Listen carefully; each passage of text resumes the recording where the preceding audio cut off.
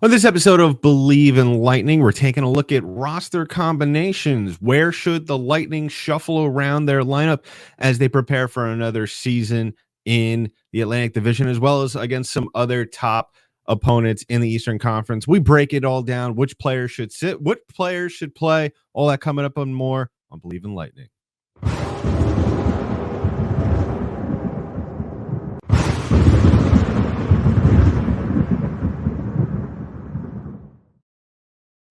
And welcome to another episode of Believe in Lightning, part of the Believe Podcast Network. I'm your host, Adam Denker. Thank you for joining me on this episode of Believe in Lightning. On this episode, we're talking about some roster combinations, some lineup combinations.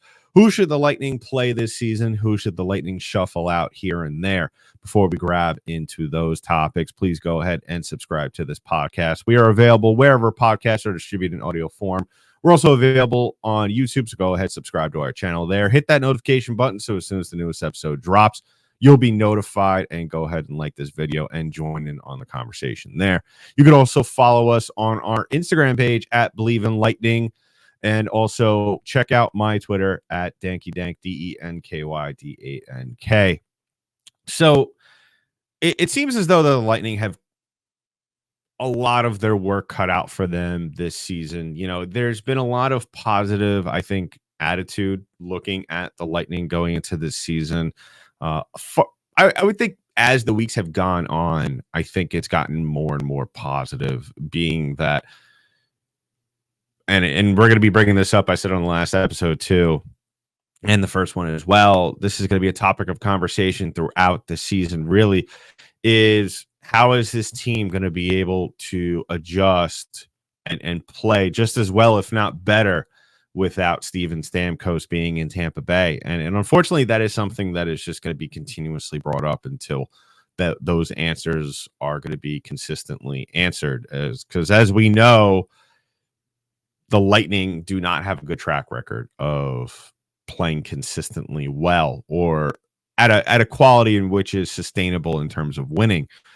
But I think that with this roster that we have right now, and the roster that, as long as the Lightning shuffle around, can play at a clip of, I think, at least 500 and more. And what we stated in the last episode as well is that the Atlantic Division is not exactly as competitive as what we have seen it at in years past. And I think that is something that really is going to help the Lightning this upcoming season.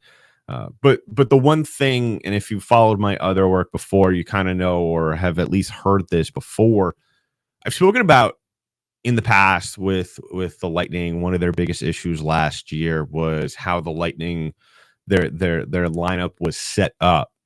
And a lot of that obviously has to do with coaching adjustments, John Cooper, as well as other voices in the room, influencing his decisions. Yeah, he has the final say, but there are other people, other coaches in that room also giving their 2 cents. And really, that's really what it is when you come down to it. You know, we can't really blame him that whole much about Nick Perbix. I mean, we can, but at the same time, you know, if you were not a fan of Nick Perbix last year, especially early on, where he was continuously playing with Victor Hedman, which I think we could all agree at that point, even early on in the season, just wasn't something that was going to be something that the Lightning were going to be able to get past or play with. You could kind of look at where the other coaches were, or, I mean, we'll never know who exactly was saying what and when, but I think that this season, I think what this roster offers most is the ability to change things around. As we've seen in seasons past, John Cooper at times has not hesitated from changing things up mid-game, especially early on if it's not clicking right away. We saw that throughout the last couple of years when he's tried Steven Stamkos at the second line. And when the first line just isn't getting anything done, what does he do? He switches things around and he puts him up at the first line. And I think we're going to see a lot of that this season, whether it be with Brandon Hagel or Anthony Cirelli, especially if Jake Getzel maybe is not playing well, or the other way around that, the other combination, which we've spoken about a little briefly here on this show, is the possibility of Jake Getzel playing alongside Connor Sherry again, which we have, if some of you may be familiar with that, with their time together in Pittsburgh. So there is that thing that I love with this roster. I'm not completely in love with it to where I feel comfortable that the Lightning can be a solid team night in, night out. I think that's something that's really going to be a day-to-day basis in terms of how we feel about this team, especially within the first couple of months.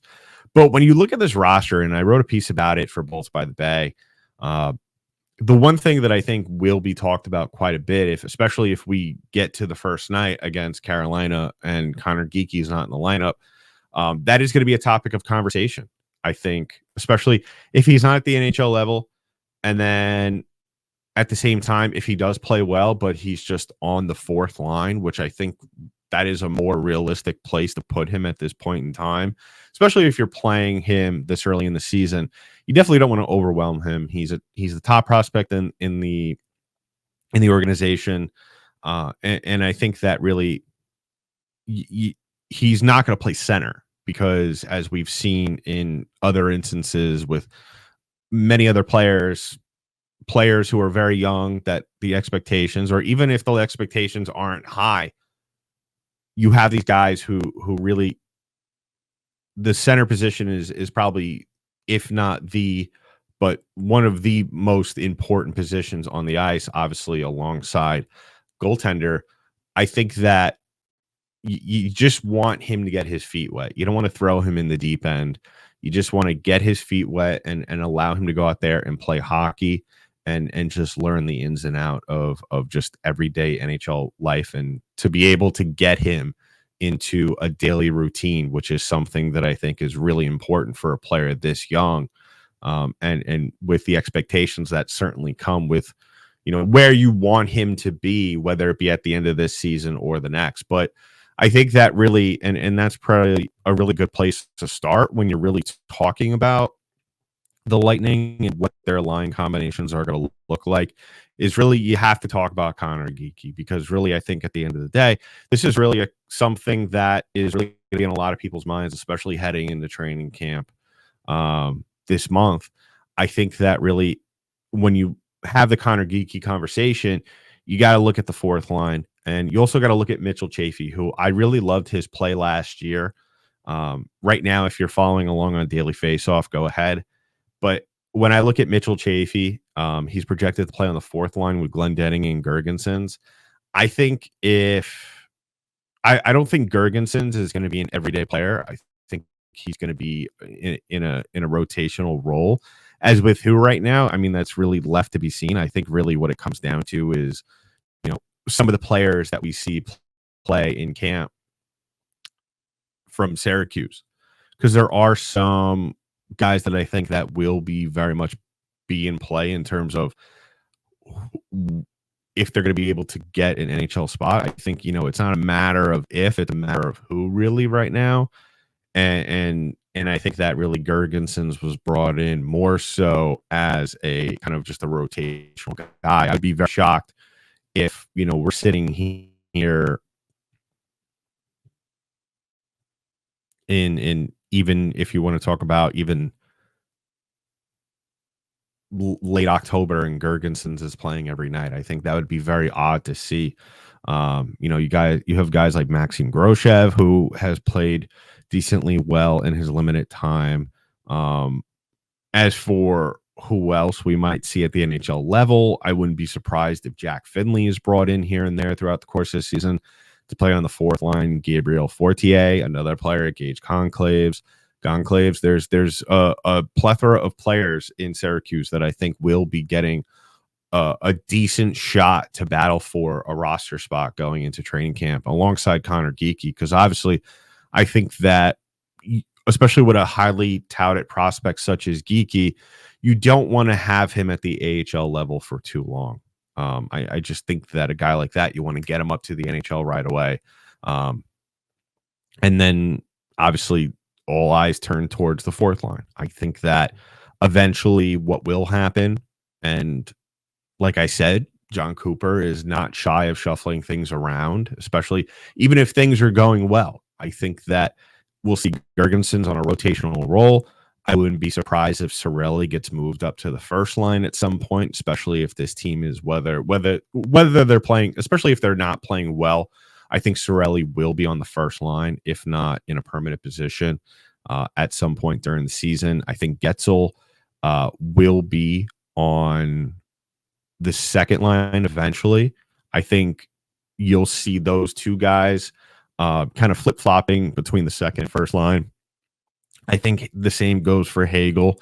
Now, the question mark and all of that really is going to be Cam Atkinson, guy who has battled through injury the last couple of years and especially last year. And I think that eventually we will kind of see him in the same role that we saw out of Corey Perry during his time in Tampa Bay. You'll have a guy like that who can kind of make the flip flop and the roster, the line hurdle from the second even down to the fourth. I think it really depends on matchup on a nightly basis and really what John Cooper thinks is best for Atkinson to succeed, because that's the one thing I can say with in years past, that with this Lightning team, you're getting a lot of veterans who are coming in who may have scored either a whole lot or a whole little in during their prime and are still kind of trying to hold on to the NHL or still trying to figure out, how to stay in the NHL. And a lot of what you see out of veterans, Corey Perry being the best example, he's going out there playing physical. Pat Maroon, another current recent example with Tampa, coming into a role where, that was really his role his entire career, but it was more really needed here in Tampa Bay with him coming in and just trying to play as physical as possible. I think if Atkinson does get moved down to the fourth line or even the third, I think that really opens things up a whole lot for the Lightning, and it'll give the Lightning a chance to kind of almost change their identity on a night to night basis. So as always, I just want to thank you all for tuning in to Believe in Lightning. If you haven't already done so, please go ahead and subscribe to the podcast. Give us a follow wherever podcasts are distributed in audio form, or we're also available on YouTube. So go ahead and do that. We're also available on Instagram. Go ahead and follow us there, Believe in Lightning. We'll be having a lot more content coming in the next couple of weeks, so you definitely don't want to miss out on that. You could check out some of my work over at Bolts by the Bay. I just wrote an article the other day discussing where or if we should see when we'll see Conor Geekie at the NHL level. And that's going to be something that I'm going to continue talking about, because I think it's going to be very important, not only for Geekie to get in to blue and white as soon as possible, but to be able to just for the Lightning to be able to get him at the NHL level. And some might say, well, listen, he's 20 years old. You don't want to throw that kid into a very weird situation where he's not going to be able to succeed. I think that a player like this, especially a left-handed shot, a guy who I could see being a first line center in maybe five years. I think that, or even a second line center, he's definitely top six. I think we could agree he's a top six forward before, and that's a pretty incredible thing to have, considering he's never played an NHL game. But I think that really it's important for him to get in, and not only for him, but as well as other players that we have recently spoken about. Maxime Groshev, like I said, Gabe Gonclaves, even Ethan Gauthier, who I would love to see on this Lightning team in the next 2 to 3 years, if possible. That would be great to get him in. We talk about it.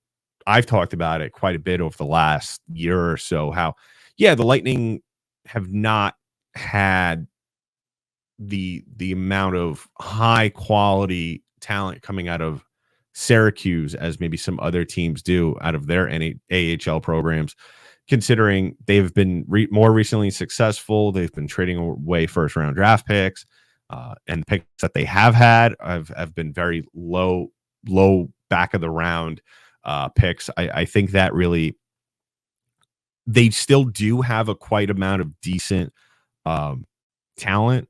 I think a lot of it though is it's very raw. I think it's very um, it's the kind of talent that where it's a slippery slope. They could come in and play very well and develop into some very high quality players. And on the other side of that, they could come in and just be completely overwhelmed. And really, I think that though, if Mitchell Chafee has proven anything to us over the past year, is that the best thing for a lot of these players, especially in my opinion, is going to be to throw them into the fire right away. And like I said at the top of the show, I really think that when it comes down to it, you have a great opportunity right now with the way that the roster is structured to bring in those players, especially if, and I know this isn't really a conversation a lot of people want to have right now. Um, Maybe there's some people that would like to have this conversation, but I think that especially if the season doesn't go the way we all like it to go, playing in the top three, which I think that's the more likely scenario is that the Lightning will be successful. They will get a playoff spot. Absolutely. But during this little mini transitional period that the Lightning are going through, yes, they are going through a transitional period. Having lost their franchise player, yes, you still have Victor Hedman, Nikita Kucherov, and Braden Point. And you do have veteran leadership like Anthony Cirelli, Nick Paul, and that's all great. And then on the back end, yes, you have some decent players there as well. But yeah, I still think, like I said on the last episode, this is a matter of not so much talent, but it's more so of identity. What kind of team do you want to be? And really that team, most times as we see around the league, very kind of just adapts to the way what their veteran leadership is. And that was a little bit different, obviously, under 91. Now that he's gone, who knows what this team will look like? But I think really, though, this is a great opportunity to play with the lineup quite a bit, whether you're Julian Brees-Baugh or you're John Cooper. And I'm sure the conversation has been had at some point that, hey, let's not be afraid to bring up some guys from Syracuse throughout the course of the season and really ride those guys. Like I said, Mitchell Chafee, I thought was really spectacular last season, and it wasn't so much obviously his scoring. I thought though the thing that really impressed me, and I think a lot of Lightning fans did as well, is that his ability to play physical and his ability to keep his head on his shoulders in high pressure situations, and I think that is more so a testament to what's going on in Syracuse. And what kind of players that they have in terms of personalities and work ethic and character. And I think that really, if things don't go well early on, especially with the new additions like Cam Atkinson, with Zemgus Girgensons, or even if you want to look at the defensemen, some of the older guys like Nick Pervix, bring up the young guys, let them play. Slide those other guys into rotational roles. I know it may not look like a good look, especially with how maybe some of these other players are getting paid, but you got to do what you got to do to win. You can't just play guys based off of how much money they make. That never works out. If that was the case, Pierre-Luc Dubois would be playing every single day. Patrick Laine, obviously, he has other issues that are going on outside of hockey, but he would be playing every single day. Same would have been with Yevgeny Kuznetsov too. So, you got to play in a way to where every single game counts, every point counts, because really that's when it comes down to this Tampa Bay Lightning team. Every point is going to matter. Every point is going to be so important throughout the course of the season, especially early on and late on in the season. And I think that really, now that you are fully healthy, and you're in a situation where the pressure isn't as high in terms of having to keep a rigid lineup, I think that is going to help this Lightning team play even better and be able to flourish and allow young players to get even better. And that's the only way you could develop younger talent. And then so the Lightning won't have to go out and make free agent signings in a way to where maybe you're spending a little bit more than you would have liked to, or you have to play certain players because you don't have the money to go out and get certain players as well. So there's that as well. So let me know in the comments below on our YouTube channel under this video what you think about that. I mean, I'm very pro, as you could tell throughout this episode, that I think that really I'm very pro playing the young guys. I have been over the last couple of seasons. Um, there just hasn't been a lot of room for it, but I think that this is the first time in quite some time, really, where you're going to be able to do that and to be able to succeed with that as well. Um, so let me know in the comments below. Let me know on our social media pages. If you want to reach out to me directly, go ahead on Twitter at DankyDank, DENKYD8NK. Reach out to our Instagram page as well, or if comment below this video. If you want a question answered on the show, we'll do it.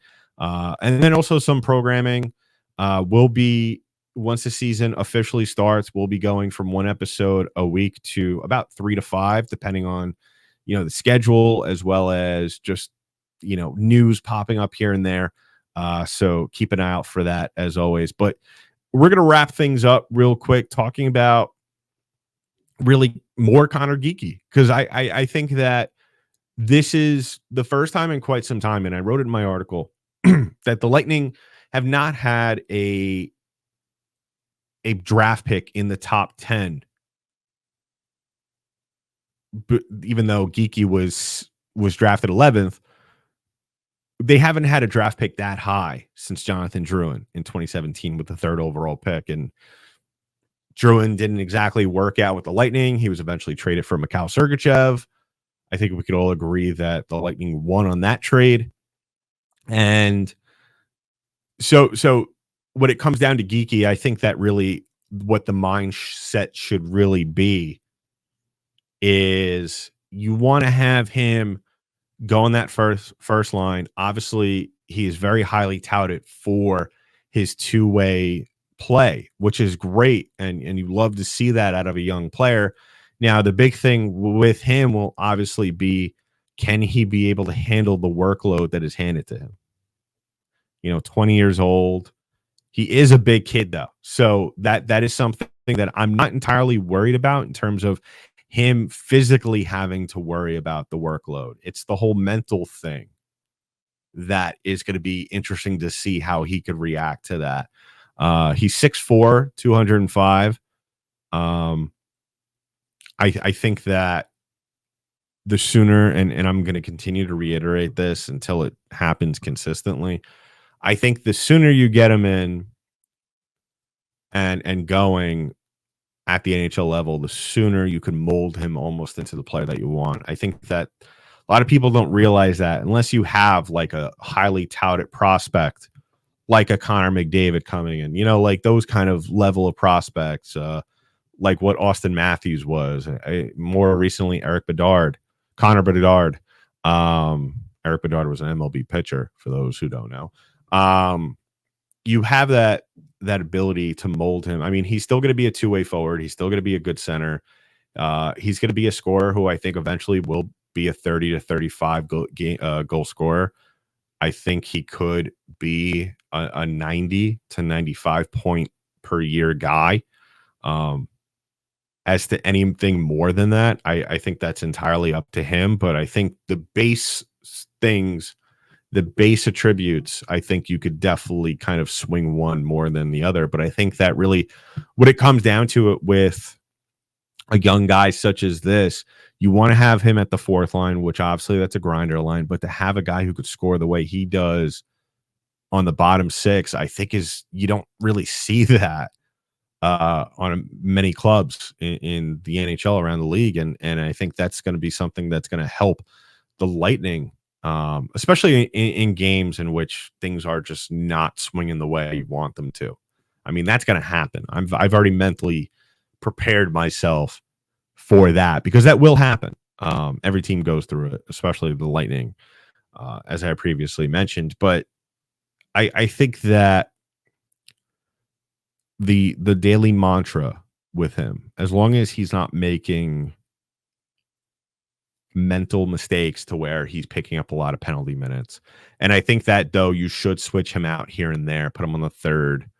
Um, Definitely get him time on the PK though.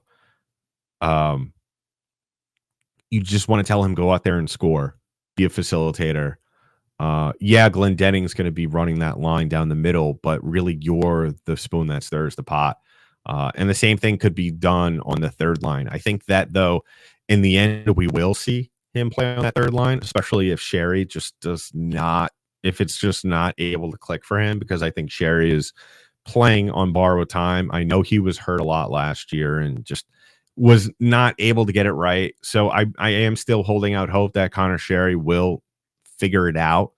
But I think that the leash, especially with the margin of error being so small for the Lightning, and the way the division is this year, I think that really John Cooper is going to want to get Geekie time with some of the prime players as much as possible, and really we'll see Sherry on the fourth line. I think more often than not. I think Geekie being on that third line with Paul and Esimont, I think is going to be very interesting to see, because Esimont is another guy who we're kind of just waiting for him to start clicking offensively. He has shown us flashes of it here and there throughout his very brief tenure in Tampa. And I really think that combination of Geekie and Esimont, and then you got Paul down the middle, I think that really that is going to be an interesting combination, especially if Geekie is just doing the bare minimum there. Like I said, he's a big guy. He's a big kid. He's and being able to play alongside a grizzled vet like Nick Paul, and we all know what Nick Paul could do. That's going to be very interesting. But it all depends on, can Geekie just hang with the big boys at the NHL level?